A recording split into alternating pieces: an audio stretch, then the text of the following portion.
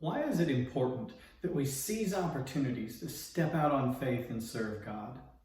Is it for God's sake or our sake?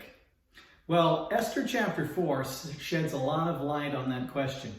In this chapter, there's a plot by an evil man named Haman to destroy all the Jews. And Esther's cousin Mordecai challenges her to go to the king at the risk of her life to try to stop this plot. And in saying that, Mordecai utters one of the most famous verses in the entire book of Esther. It's Esther 4:14. For if you keep silent at this time, relief and deliverance will rise for the Jews from another place, but you and your father's house will perish. And who knows whether you have not come to the kingdom for such a time as this. For such a time as this is the key phrase, but the context really says a lot. He tells Esther that this might be the moment God has for you to step out in faith and do something big.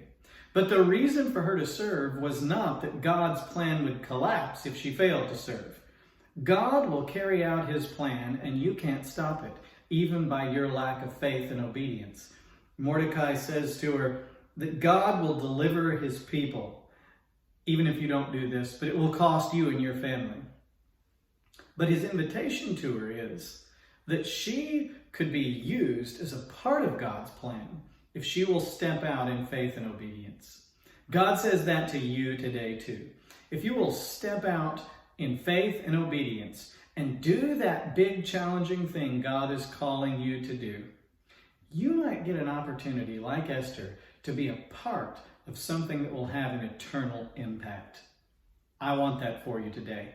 Have a great Thursday.